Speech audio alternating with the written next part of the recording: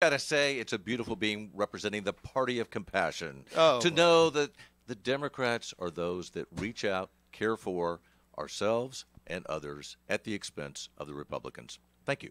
Okay, great. Thanks for the mini stump speech, my man. Thanks for the mini stump speech. We are also in the studio with a special candidate today, a woman that I give lots of kudos to.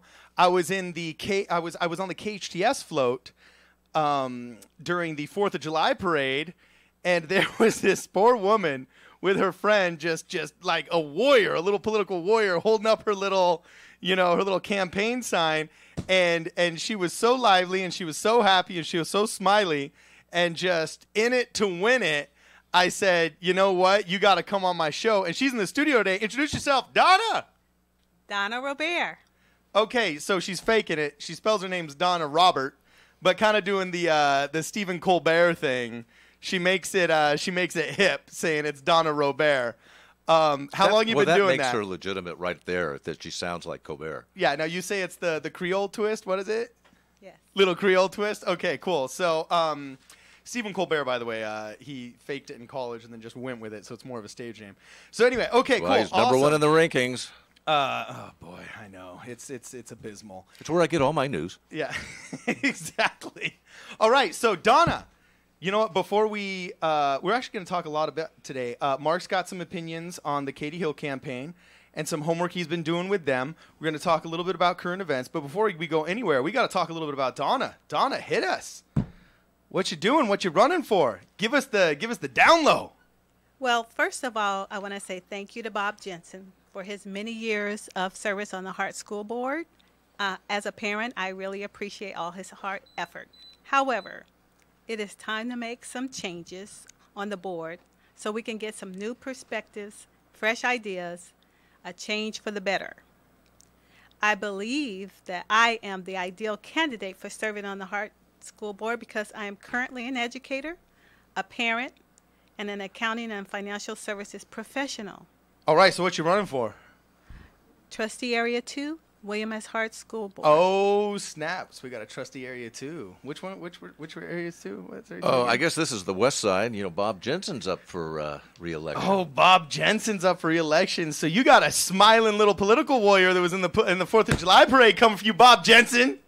So, all right. Immediately what I notice is that, first off, she was a soccer coach. That just puts me right there. Being a soccer coach myself, there's nothing better in this district. And she was involved in scouting. And you, of all people, being a scouter. Girl Scouts, bro.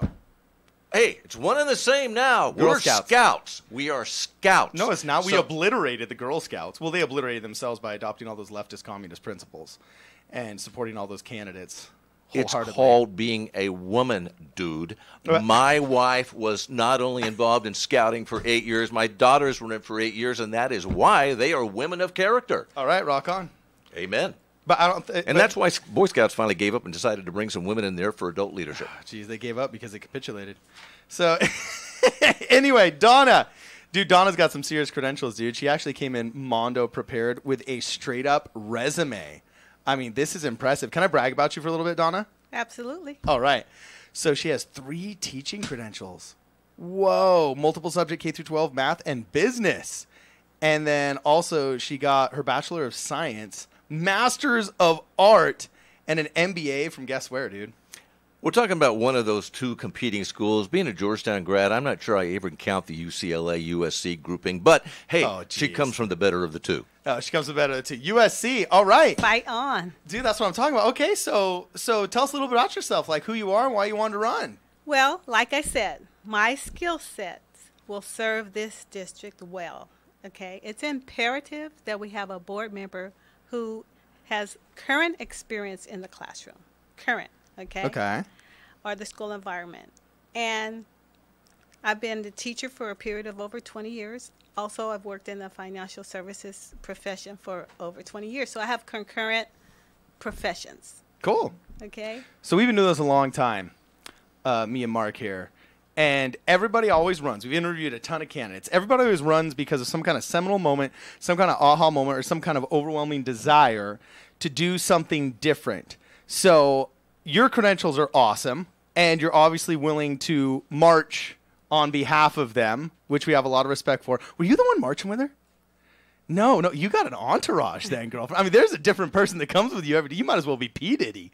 You know what I'm saying? So, all right. So what is the thing that made you get up out of your seat and say, okay, that's it. I'm going to run for this? Okay, having been a teacher at various levels, starting with elementary school, secondary school, and now I'll be teaching at the College of the Canyon as well, I see that teachers need to be supported in the classroom, and students all need to be supported across the board. Parents need to be in full communication with the district. As a parent, I know that there was a lack of communication on my part, so I want to put in systems that ensure that all parents are aware of everything that's going on with their student. I want to make sure that all students, the underserved community, such as special needs, LGBT, homeless students, are served as well. Okay, well, hold on a second. I got a question for you there. Is you say, for example, okay, I want to make sure that all of the parents know what's going on. What do you think is lacking there? Because, like, for example, I remember when I was a kid at Santa Clarita Elementary School, every Tuesday we got the newsletter. Holy smoke, you couldn't miss class or else there was like an call at 8:15. You know what I'm saying? And so what do you feel is lacking in those regards? Well, these days, a lot of the communications are via the website. They expect the parents are going on the website, or emails, or a robocall. Okay. Okay. So we need to add another element to it. I've been to some of the parent-teacher meetings, which are either during the day or once in a while they have an evening one that a parent could attend. Yeah. And as a working parent, it's not practical that you go through the daytime. And I told them, I said, we need a better way of making sure that parents can access this information and know what's going on.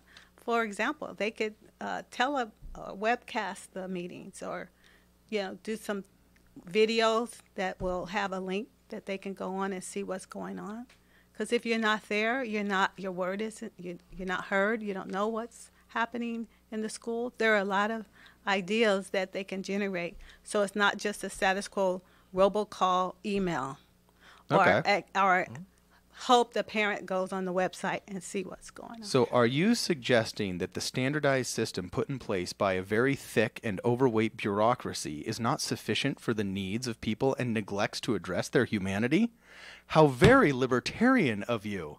Thank you. We finally have a voice of reason on the school board. See? Well, speaking from experience, I'm fortunate that I had a superstar at Canyon who went on to be number 2 at the Academy of the Canyons, and she moved on, and now she's a teacher at Golden Valley. So you were one of those parents that had the bumper sticker on your car? No, I wouldn't carry that. I had the one that talked about scouting and a coach. And the sucker part was I had one who somehow managed to get through the system as an athlete, was also extremely brilliant. We homeschooled him for part of the time to get him back on his feet. Then he went through and he went on, and he's now a senior at Westmont and an honor student.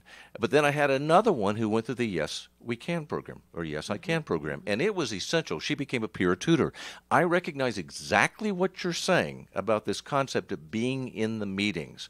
For years, I couldn't get to the meetings because I was running companies. I couldn't get away. Mm-hmm. My wife would take the meeting, and along the way, I finally broke free to be there as my daughter got to be older, as a junior, as a senior, because we were beginning to see the incredible merits. What a wonderful system was in place to help the students. She went on to not only be an honor grad and to move in to become an honor grad at CSUN, she's now obtaining her PhD in the field of therapy. And I believe I give that great credit to the program that existed in that over-bloated bureaucracy that was successful taking care of the children.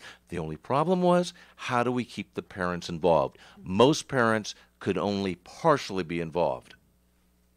Okay. Yeah, I mean, this is sounding great to me, actually. I very much do like the idea of more parental involvement and more accessibility. If you point out, for example, something as simple as, hey, why are we doing these meetings at night? Because especially in places like Santa Clarita is very stressed out. We are a dual income city. I mean, to be able to afford, I have a 1,000 square foot house that's going for like $510 right now. I mean, over $500,000 for what is like a cottage that I saw. Would you like to stay with me? I have extra space. Dude, I might be here in a second. Okay. The cost of an extra room and a bathroom here is so absurd. I might be living in your garage. You know what I'm saying? I have a wing. You got it. You got a wing. Awesome. Okay. So, okay, that makes sense. Now, continue. You were saying something about better representing the underserved. Yeah, so in terms of the underserved, right now we have outreach with the community, okay, with healthcare providers, the sheriffs. I want to improve and expand those programs because, believe it or not, we have a lot of homeless children in the district. How many do you think we have? Because I've heard numbers all over the board, and a good friend of mine was Tim Davis, who founded what became Bridge to Home. Yeah. So being with him once a week for a long, long time, I got to hear some of those numbers. How many kids really are we talking? I don't know exactly, but I would estimate over 400. That's huge. That is. Yeah, that's pretty impressive. And then does that count the kids who go from couch to couch, living from house to house? I'm sure it's not a comprehensive assessment. Okay, so here's my only real question is, okay, that's cool. So you got a big heart. Sounds like a pretty typical bleeding heart liberal wanting to make sure all the kids are taken care of. The only thing I'm concerned about is I actually was going to be a physics teacher.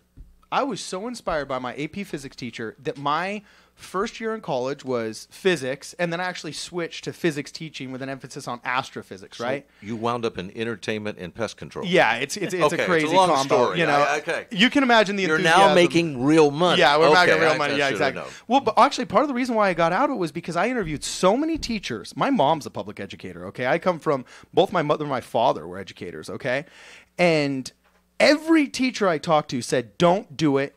It's different. I got out of the teaching, quote, industry early because all of these requirements for my, teaching major and credentialing and everything required you to do student teaching, this and that. And almost like 9 out of 10 of the teachers said it's not what it used to be.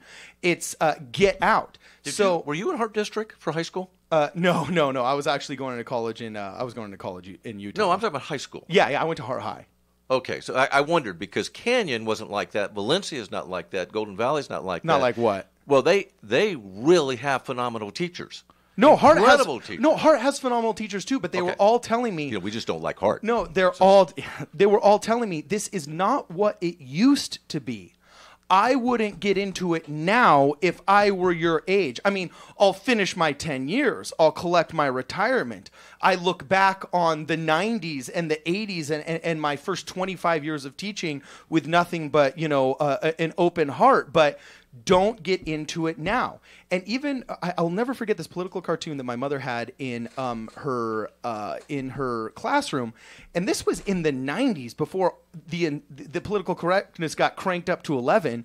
There was this frazzled teacher with a sign behind her that said Parent Teacher Night, and the political cartoon said, with the ADA compliance, Blacks in History Month, Inuit Indian awareness, X, Y, and Z compliance, OSHA compliance, and LGBTQ awareness and this and that, naming this huge long list of politically correct programs we had to engage in. You're finally going to be prepared to run a business. Yeah, she said, I no longer have time for reading, writing, and arithmetic. That's where you as parents come in. Oh, well, we don't need that. You just have the phone for that. So come on. Here's my question. The show's called Problem Solver Politics, and I see a huge problem right now that it's become so bureaucratic. And standardized testing has come so thick and so vicious, okay, and has been so corporatized that it's chasing away good talent from teaching, and it is underserving kids. And then we keep creating more bureaucracy because people like you run and say, hey, we're not, serving the public as well, and when we pull all these heartstrings, which only creates more bureaucracy, creating more problems. I mean, it's hyper-regulation that's creating half this homelessness. The cost of living in California due to the cost of building is what's making so many people fall out of rent, not be able to afford the rent, and on these couches that Mark Murphy's talking about. So how are you going to help abate hyper-regulation and start attracting better teachers so people like me that wanted to go into teaching aren't chased away by Mr. Surly saying, dog, don't get into this. Mono to mono, don't do it. So what are the things they're telling you Uh-huh. that why you should not go into teaching? What are some of the things they're saying? First off is the inability to do your job and to use your own mind is the number one complaint. They all said... And you believe them? I'm going to tell you what's so funny. Here, my daughter... Believe them. They were the teachers. She's the number 2 grad of Academy of the Canyon. Okay. She never had a B. She had straight A's. Well, she is your kid. She was in the top 10 of 9,500 graduates at CSUN.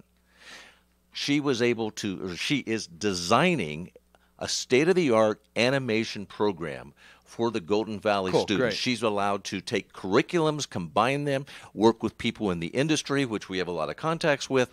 She's able to take that and mold the minds of the future. Now, this to me, and it's a brand new position that's been created, and she only gets to teach 5 classes of 30-some students each. The demand is huge. They all receive automation. It's all going to be state-of-the-art, cutting edge, and there are jobs for them when they get out. Now, to me, that's what education is supposed to be about. I completely agree with you, and I see small individual islands of success happening throughout the valley. But when I step back and I look at the big picture, I see that we are spending per child in the United States of America 7, 8, 9, now 10 and 11 times the amount of money we spent in the 40s, the 50s, and the 60s, and we are not getting 10 times the results, 11 times the results. And every 5 years, Houghton Mifflin comes out with a new standardized test saying, oh, you didn't know this, California Department of Education, but your kids are all failing. They're underserved. They're under this. They're underperforming that. But if you buy $5 billion worth of our ergonomic pencils and our ergonomic desks and our new textbooks that just happen to have the answers to this question that we designed to make it look like your kids are failing, then they won't be failing until we go and fool you again 5 years later. And you know what? That's exactly the type of stuff I'm going to be looking at in terms of budgeting. Okay, how is this dollar spent going to improve performance in the classroom? Okay. And I've worked at just about every school in the district, okay, as a substitute teacher because I have my own business to run. Rock on. And I know firsthand that the teachers, we have really outstanding teachers in our district, okay? They do engaging lessons. I've been there. No, we have phenomenal public education here, yes. But what I don't think people realize, and maybe you're hinting at this, how much of the teacher's real work, the planning, preparation, the grading, the collaborative team efforts is outside of class time when the students are not there. So to do a really thorough, really good job as a teacher, it's countless hours you spend. Well, yeah, I personally think they should get paid more. I'm sick and tired of teachers getting... That's without a doubt. Well, ours are underpaid versus LA City. I mean, you're talking LA Unified. But why every time do we start introducing ways to get paid more, they shoot it down? Because we spend the money on brick and mortar. I mean, look at what we've spent on our actual physical buildings.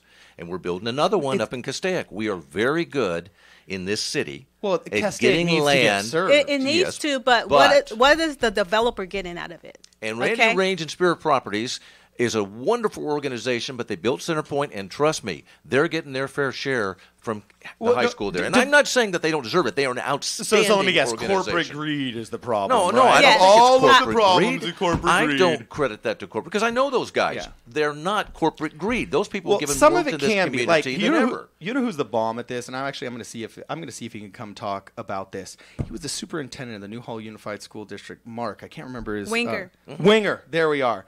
And he was super good at dealing with the developers. And he was great all the at time. raising money. He was one of the best bond men in the world, and his wife was phenomenal. Yeah, he should have been a Republican. Absolutely. Well, he was related to Deborah Winger. So anybody that's related to an actor is going to do well.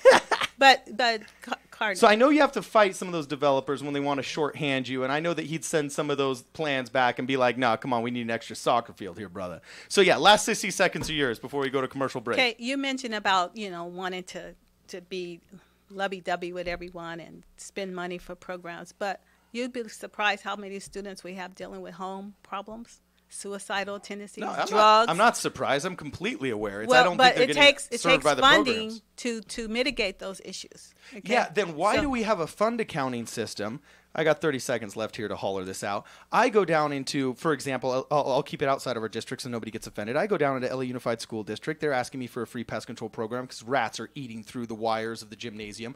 They turn the lights on, and there's 15 really high-end $20,000 printers / Xerox machines there. And I say, oh my gosh, you got to get these out of here because the rats are going to consume the wires. And the principal says, oh, no, don't worry about that. I actually had to get rid of $250,000 worth of my technology budget because I have to use it or lose it. So I bought all of these and I just sit them there. Don't worry about those machines. Can you give me $5,000 of pest control free to kill these rats? And I'm like, you have $250K worth of technology sitting here, yet you can't give me $5,000 to keep these disease-ridden rats out of your gymnasium. It's not a funding problem. District. Oh, but it's demonstrative of the entire system. But you're exactly on point because I worked in LA Unified, and I know it's a use it or lose it theory. Okay. Okay. I believe in zero-based budgeting. Oh, Hallelujah. snap. Whoa, Yes. She's crossing the party line Yes, here. here we I just go. heard a Democrat say we believe in zero-based budgeting. Holy smoke. We're going to come back and problem solve for politics. Santa Clarita Philharmonic has begun its season of free concerts. The SCP is a non-profit community-based volunteer symphony orchestra comprised of local musicians from throughout the Santa Clarita Valley who are dedicated to providing quality classical music for the residents of the Santa Clarita Valley. Like the Santa Clarita Philharmonic on Facebook or visit santaclaritaphilharmonic.org for more information. Accesso Technology is holding an interview event on August 3rd, 4th, and 5th at Westfield Valencia Town Center. You'll have an opportunity to support Accesso's award-winning ride queuing solution. We're hiring 65-plus entry-level cashiers and ride attendants to work on-site at the Flash Pass operations at Six Flags Magic Mountain. Enjoy flexible hours and free park passes on your days off. Apply now at summerparkjobs.com. Meet our team at the Westfield Valencia Town Center the first weekend of August. Who said work can't be fun? Your hometown station. KHTS is your official Santa Clarita Dodger station. You can catch all evening games right here on your hometown station.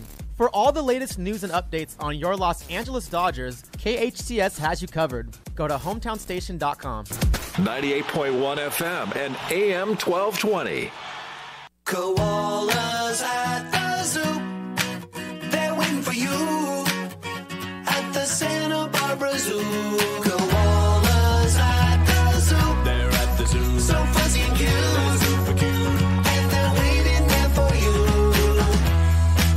Come visit Edmund and Thackeray, the new koalas at the Santa Barbara Zoo today. Koalas at the zoo.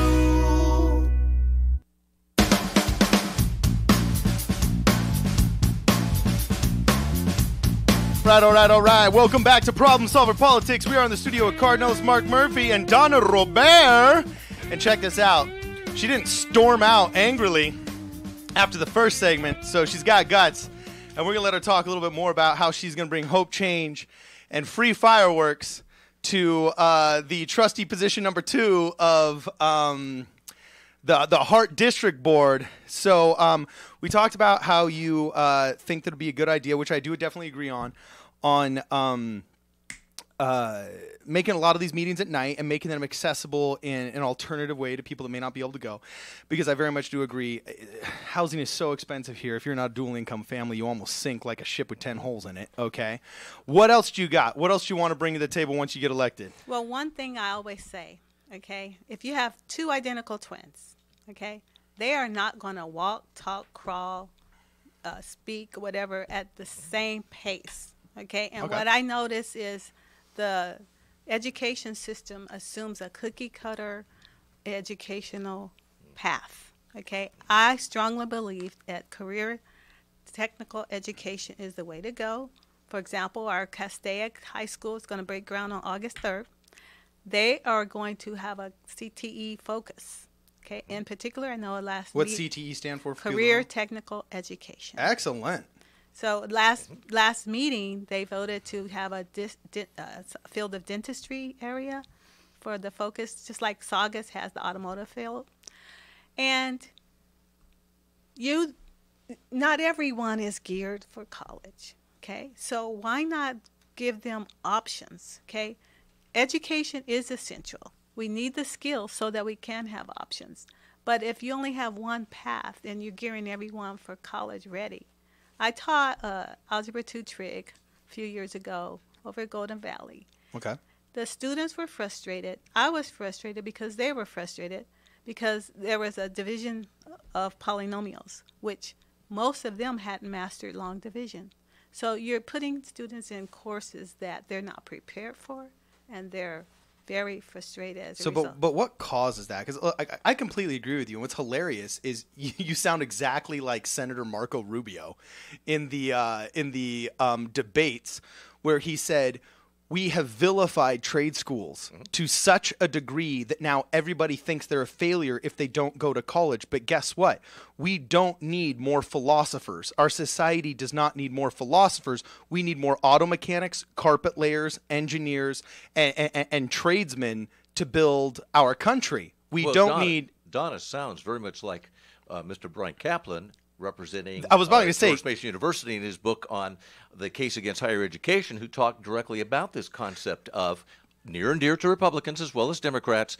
Let's find out early on where these students are and aim them in the right direction. Now, you have over 20 years experience, not only teaching and having been in many of our schools within our district, you've also been over at COC teaching, so you're seeing our students on a trajectory, and you're also at the junior high level, and you're a graduate of our system. Now, you also, and I keep throwing these alsos in because this is important to me, you're bilingual. And let's face it, we recognize that 30% of this district is either Hispanic, Latino. Many of them speak Spanish as a primary or a secondary language, or they need to remember what they're rapidly forgetting. We need to have educators in leadership who also are bilingual. My children are all bilingual because they've recognized that their dad can barely speak English, let alone a second language. Okay. So anyway, Donna, what else you got here? A couple of your ideas are good. Keep hitting me. So in terms of money, okay, we have the booster clubs. Okay, we have the ASB.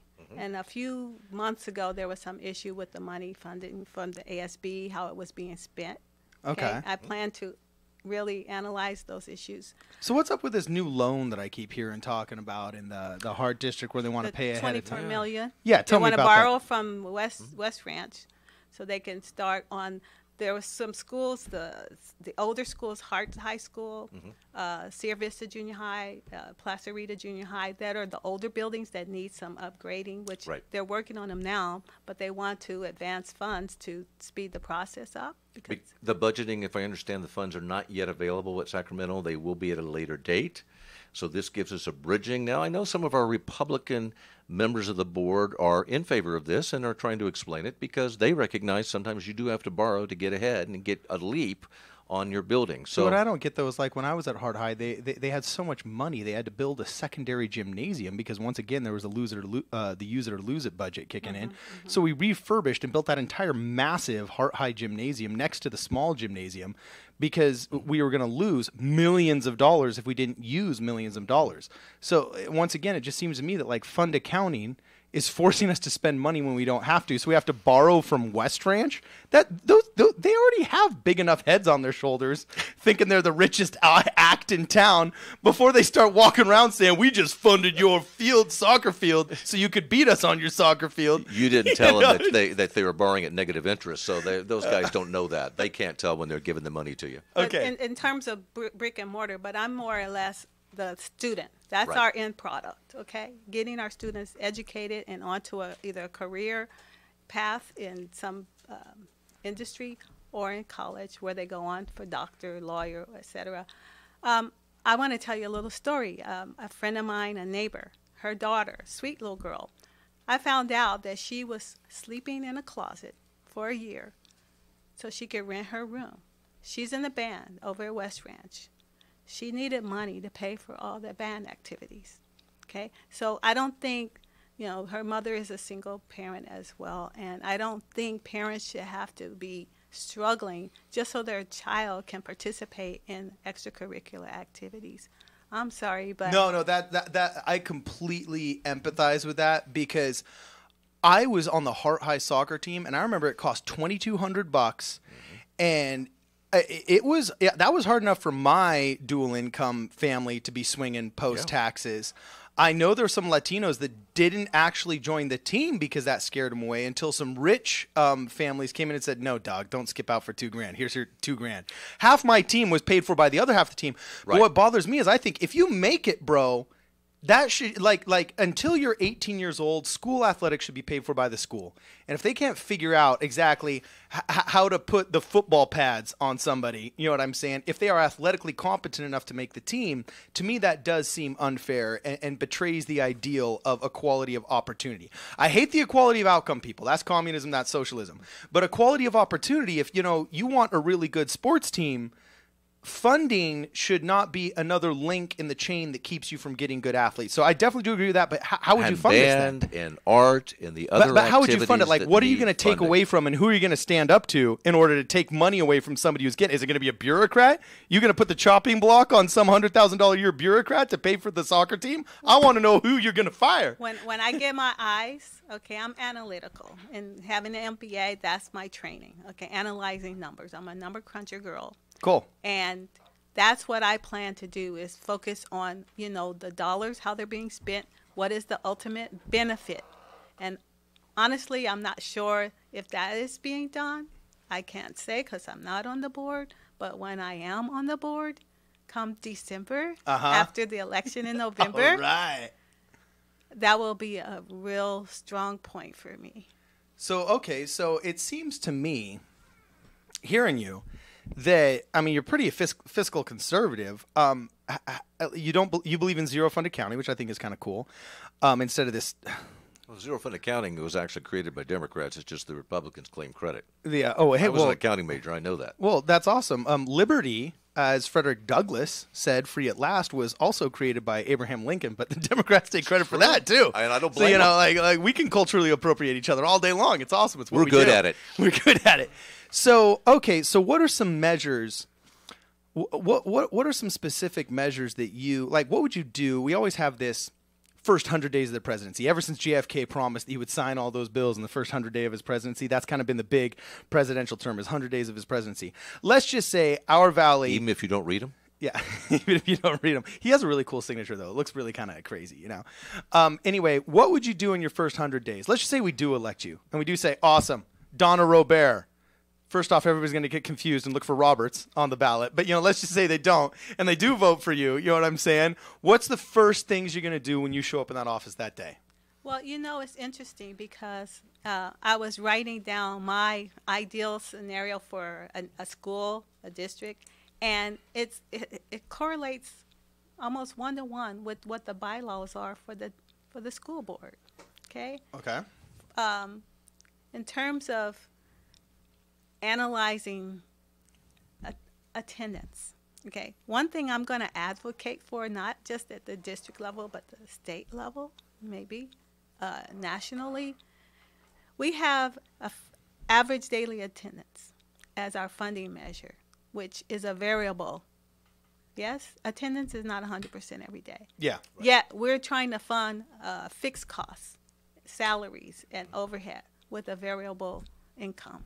Okay. That doesn't make any sense. I've always talked about how that doesn't make any sense. There are some school districts, say in San Diego, who are doing a different funding formula, and I want to look into things like that so that your funding doesn't, fluctuate. Okay, so what are like some alternatives? Because I like it when you start speaking in approaches like this. That's what really catches my ear, because the funding of schools has always been a big time problem for me. About 40% of a school's budget nationwide, averaged out, is based upon properties taxes, which is really dumb. Because then in, ghetto parts of New Holland Canyon country, right, those schools that are surrounded by, low property value are getting less money for kids that need it the most, because, they'll have loser parents, they'll have divided families, they'll have cases like your friend who was, renting out their room because the single mom wanted to pay for her band you did classes. Mean Valencia or Stevenson Ranch when you're referring to those ghetto properties. We no longer have those in Canyon country. Oh, you don't? We bought them. I work in pest control, bro. Okay.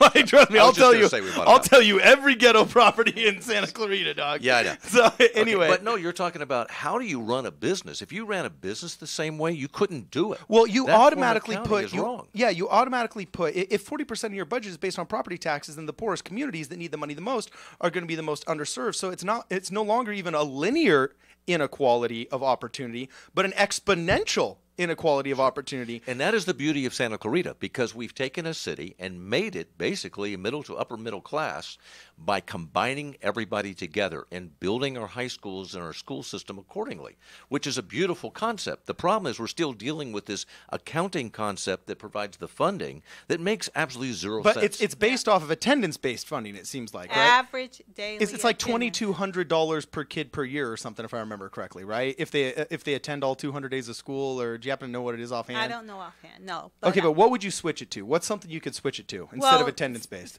more or less a per capita. You have what you call norm days, and they base a lot on norm days at the beginning of the year, but then it fluctuates, and that's where we have the problem. You have a fixed expense with a variable income. Okay, so why do they do it attendance-based now? There must have been a reason they put that into place now. Anybody know that reason? It's been there, as far as I know, for a long time, and I've been teaching a long in time. 1843. I wouldn't be surprised. Yeah. Dude, did you know that on your phone bill you are still paying the tax that the Pony Express levied to replace the glass insulators on the telegraph lines because the Indians would steal them? Right. And when the telegraph lines went away, they said, "Hey, dude, we're getting this income stream. We're going to start putting the money somewhere else." So to this day, we still pay that tax for the glass insulators that replaced the Pony Express in the 1840s. So, and we just got rid of, you remember you and I talking about that on the last ballot measure, the law from 1849 gold rush that you weren't allowed to trap rainwater because the mining companies were using rainwater to run their sluices, okay? So it wouldn't surprise me if attendance-based accounting in the public education system dated back to the 1840s. But so you think norm-based. Okay, just explain a little bit more about those. In terms of how many? Yeah, per how would it capita? improve? How would it improve the system? What would all of a sudden improve? What problem would it solve? Obviously, it would solve the problem of attendance basing, but how would it improve the budgeting?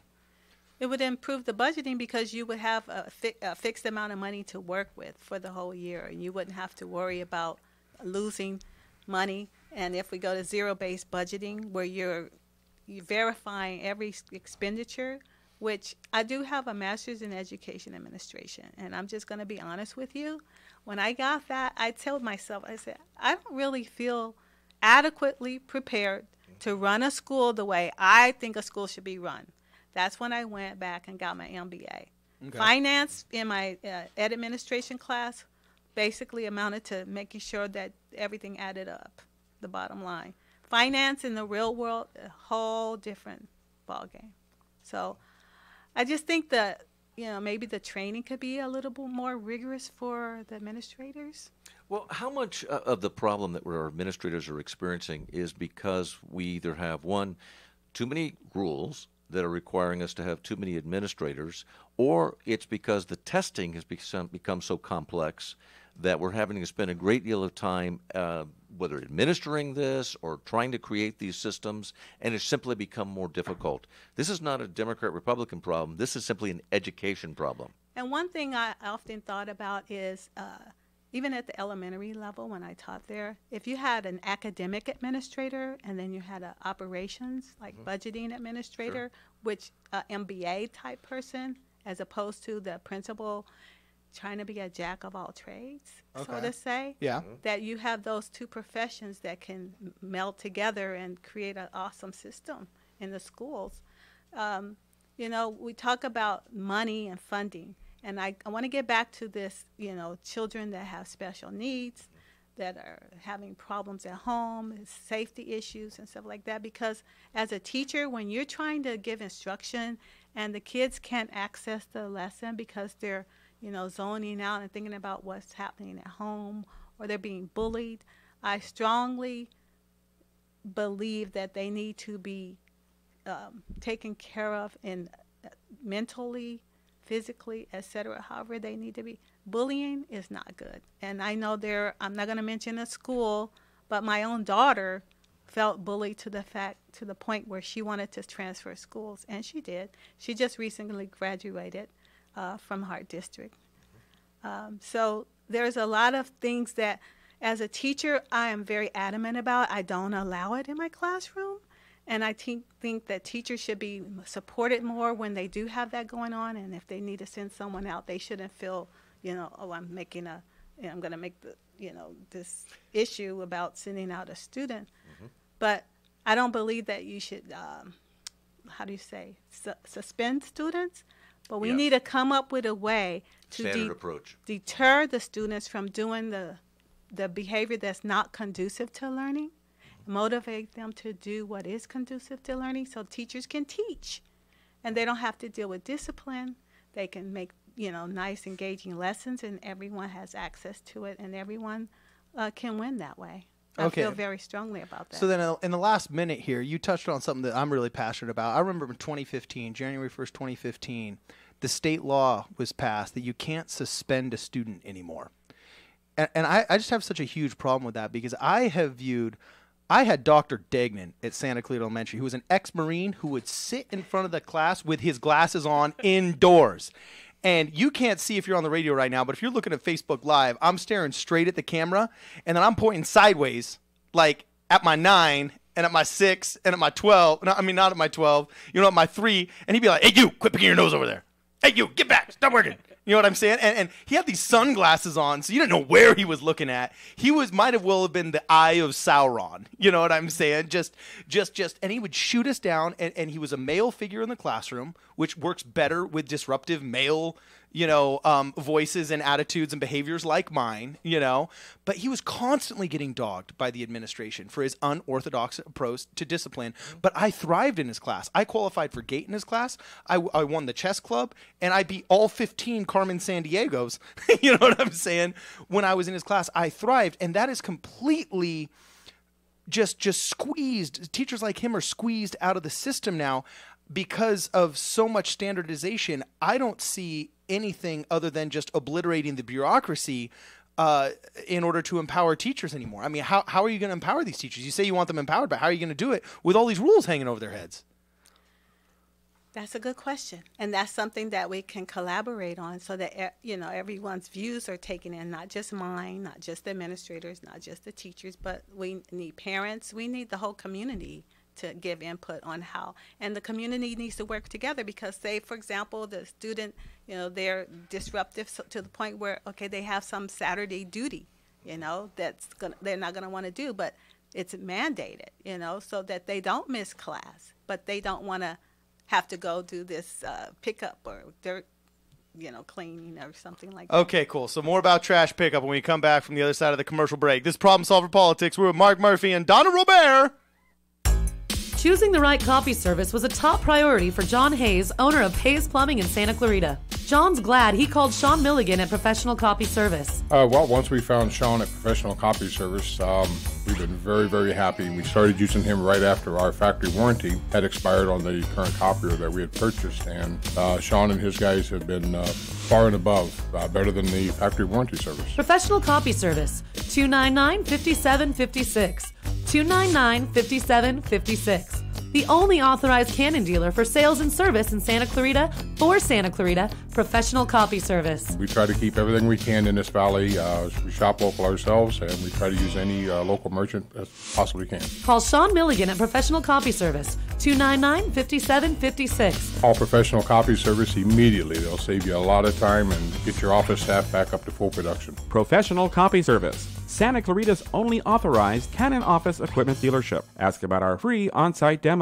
If you'd like to take your business up a notch, take a look at Elite Magazine. Linda and Mo Hafizi, owners of our valley's two leading magazines, the Magazine of Santa Clarita and Elite. I'm so proud of Elite. It allows your advertisement to stand out. We distribute Elite to 50,000 homes and businesses. You'll find us in 1,900 local hotel rooms. Discover how Elite Magazine can help your business. Call 294-4444. Superior quality is second nature to us. Just ask our advertisers. Your hometown station. Life takes us in different directions sometimes, and we may not always have computer access for breaking news. KHTS has a solution. Text alerts. Breaking news you need to know about fast. Freeway closed? We'll text you directly. Emergency police activity in the Santa Clarita Valley? We'll text you. Sign up now for text alerts at hometownstation.com. KHTS has your back. 98.1 FM and AM 1220. The popular Summer Beach Bus is back. The city of Santa Clarita is now offering rides to Santa Monica Beach on Saturdays and Sundays, now through September 2nd. Forget dealing with traffic or money for parking. Ride to the beach with ease on one of the city's comfortable, air-conditioned commuter express buses. And bring your beach chairs, coolers, and surfboards. Fares are only $3 each way for children and adults. $1.50 each way for seniors 60 years or older and persons with disabilities. For more information, visit SantaClaritaTransit.com.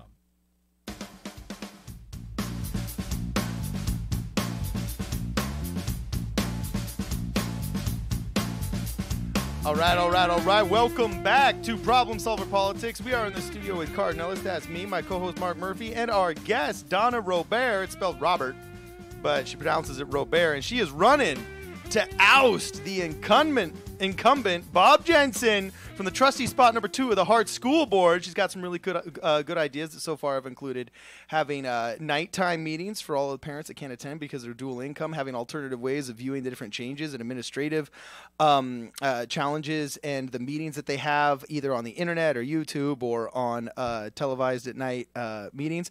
We've touched a little bit on the funding.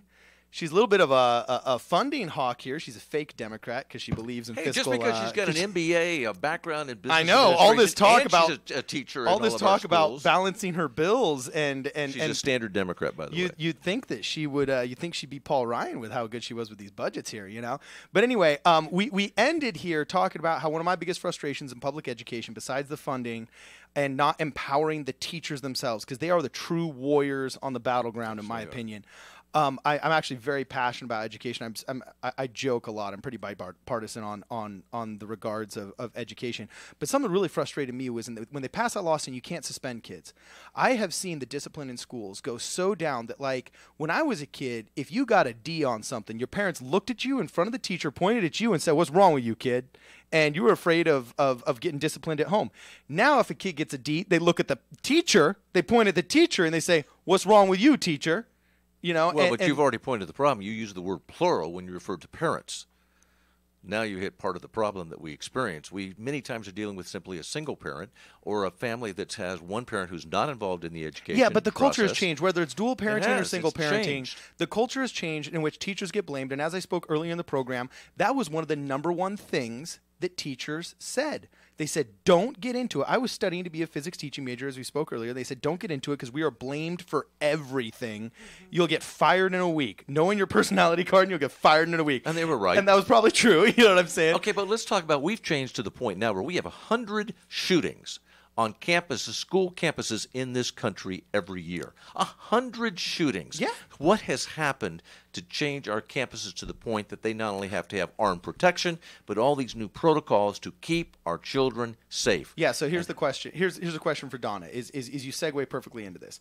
I have viewed political correctness teamed with the inability to discipline, especially young male boys, and how it's a female-dominated profession, okay, in which I think we need to encourage more male teachers, because Absolutely. a male telling a male to sit down and shut up can be more powerful and effective for certain personality types than others. So I feel like we are breeding more of these angst-driven young male kids who see violence glorified on television and without father figures at home, because liberal secularism, not liberal, because liberal is a good word, leftist secularism has left so many single-family parents out there that you have a lot of kids with free time on their hands that want to get into trouble and have glorified violence.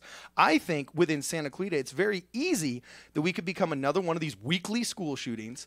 But how do we prevent that? I'm looking at it because this isn't a right-left problem. Yeah. We have kids who need help. And Donna's got the experience to address this. Donna, what do you got? Well, Cardon, let me say this to you, okay? As a substitute teacher, I've been to many schools, okay, in this district as well as LA Unified. I worked in South Central.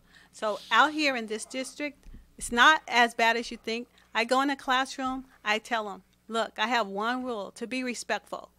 I say what I mean what I say. By the end of that day or that class, the children are thanking me for being their substitute. No, I get that, but a nice attitude is not what's going to stop a kid who just stole a shotgun and is going through the quad at Hart High. So that's where the mental health support from the community is going to be important. Okay, well, here's a point-blank question. I think, and I've suggested many times, we are loaded to the hilt with off-duty LAPD and Santa Clarita sheriffs and ICE guys because this is a suburban town par excellence. We have so many off-duty dudes here that if we just volunteered one day a year, Hart High could have an armed, trained first responder for a active shooter scenario on campus just as a volunteer. They already do. Well, they already have. No, they have one. They have one. They have one. Yeah, and we read all these reports of shootings that happened because the guy was a coward or else he was logistically unavailable. Like, I think we need 2 or 3. So would you support having armed volunteers from the parental populace on campus? The parental populace? No. Let's just say he was a SWAT guy from LAPD. Why can't the guy who's an off-duty SWAT officer for LAPD hang out in the office sipping coffee and eating donuts and talking to the secretary, so in case his child is under threat by an active shooter, he can go in with his proper training and defend his child and his child's friends? Why can't a parent offer to defend, a trained parent offer to defend his own children? That's something for debate, but I'm not going to give you an answer on that. Well spoken. I guess she's got Democrats listening, that's why. Hey, listen, as a well-trained individual whose skills are rusty, I just recognize firearms for defense in a school environment are flat out dangerous. I spent many years You're rusty, learning. but there would be a training requirement. I spent many years learning how to disarm and not use weapons because we flat out, it's dangerous to have weapons. No, I get that, campus. but here, riddle me this, dude. Even as rusty as you are, okay, isn't a rusty Mark Murphy between a crazed, stupid, cowardly young man better than a no rusty Mark Murphy? Mark Murphy, what's the body count with Mark Murphy there being rusty versus not there? Well, Stallone used to take tips from me, so we'll find out. But you have to have control measures in place to ward off, crazies in every Well, what can't the control measure be? You have to be trained law enforcement already. Well, we also Homeland Security, law enforcement, ICE. There has to be some accountability to the district. So if they're just there as a volunteer, what is the level of accountability? Okay. I can't This say. is a dangerous topic, and I would suggest that we look at the fact that our schools are already structured to control flow and to control in and access, which is helping. But it's also, this is a big parent responsibility to make sure that we do not have automatic weapons at home, guns they shouldn't have, guns that aren't licensed, et cetera, and that's one reason I'm glad that we're in California and not in the state of Texas. But we actually, the parent communication, parent involvement between the district, the community, and the student needs to be really close because parents can inform the teachers or the school when there's some issues going on with the child that you can ward off, interventions to help. Because it's all really mental health issues that's causing these problems. And, sometimes you don't know what the kid is dealing with. Okay? All right.